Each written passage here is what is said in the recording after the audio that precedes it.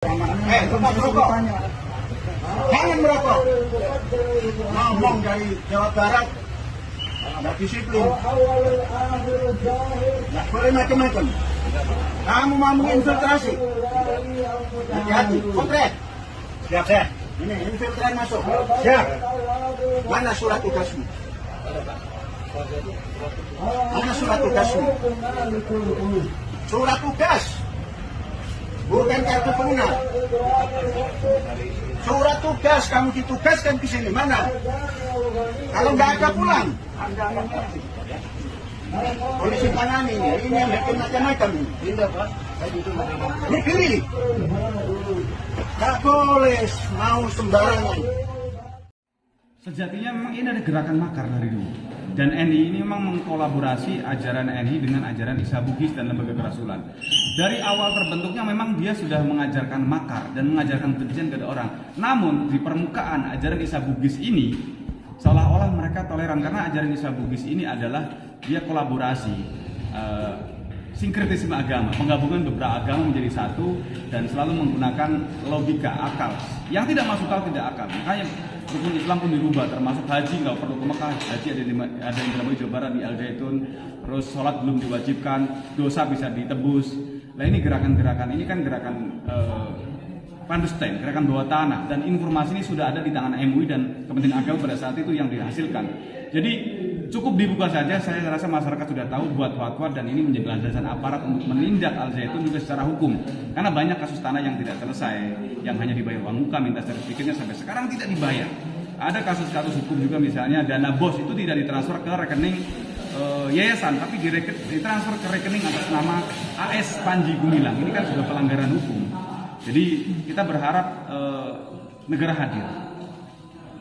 Kita punya intelijen, ada BIN, ada BAIS, ada Baintelkam, punya Menko Polhukam.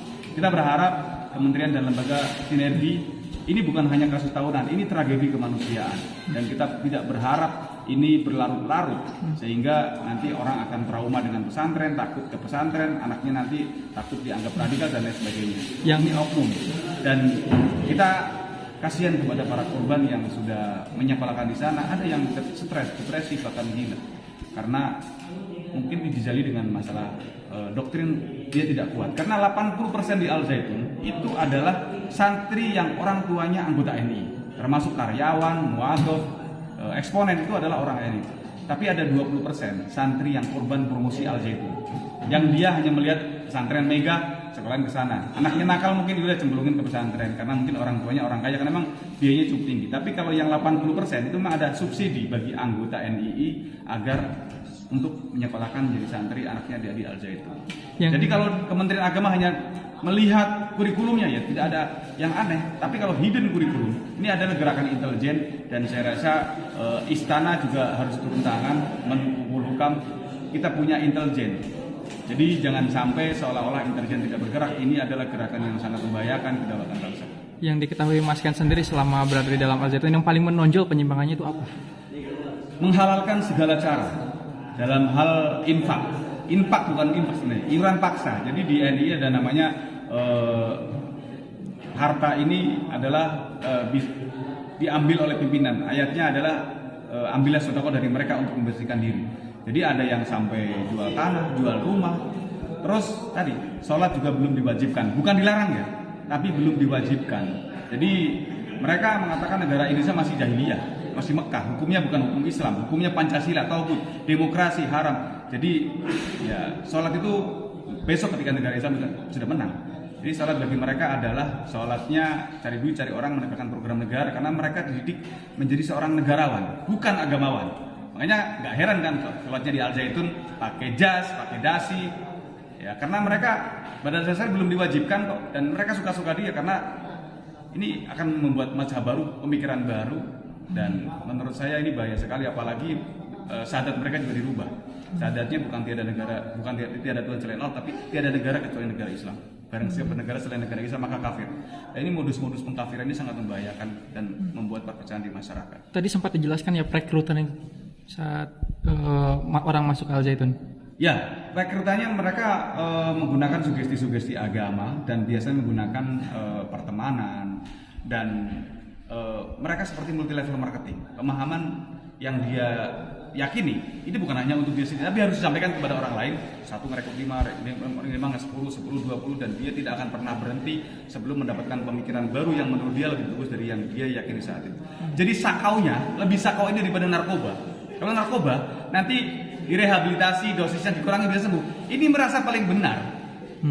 Ini mewarisi sifat iblis, merasa yang lain neraka semua, surga hanya dia. Yang lain kafir semua, yang beriman hanya dia. Ini kan bahaya sekali. Biasanya berapa lama itu perekrutan doktrin-doktrinnya? Tergantung calon korban. Biasanya dulu kita merekrut maksimal 2 jam saja. Kita sudah pastikan orang yang bawa laptop, bawa dompet, bawa elektronik harus pindah tangan tanpa hipnotis, tanpa kedam. Murni sebuah dialog pengkondisian yang disugesti dengan sugesti agama. Ada istilah untuk menguasai orang yang bodoh, bungkuslah sesuatu yang batil dengan agama. Merampok nggak apa-apa, tapi ini ayatnya. Ini dalam kondisi perang, harta musuh bisa dipakai untuk perjuangan. Namanya fa'i atau ghunimah, harta rampasan perang. Boleh dipakai untuk perjuangan. Jadi harta orang lain, termasuk harta orang tua, ketika masih belum berbaiat, kan kafir juga. Boleh dicuri, boleh di modus-modus kehilangan barang dan lain sebagainya. Jadi sebelum kita selamatkan orang tua, katanya selamatkan dulu hartanya. Ini kan bahaya sekali. Yang akhirnya menjadi legalisasi kriminal atas nama agama. Sudah ada berapa ribu korban ini? Laporan yang ke NI Center sudah puluhan ribu. Dan terakhir kita yang paling banyak yang kita tangani yang sudah kembali ke NKRI di Sumatera Barat, satu sesi kita ada 1.157 anggota NII, ex-NII yang kembali ke NKRI di Jambi, di Riau, di Sumsel, di Maren Lampung, di Jawa Barat, Jawa Tengah, seluruh tersebar di kita. Bagaimana supaya mereka bisa kembali kepada masyarakat, dan ini menjadi warning agar berhati-hati karena tidak cukup modal semangat saja kita dalam belajar agama, tapi juga harus dengan ilmu yang benar. Karena kalau hanya modal semangat kalah debat nanti akan mudah terpapar juga.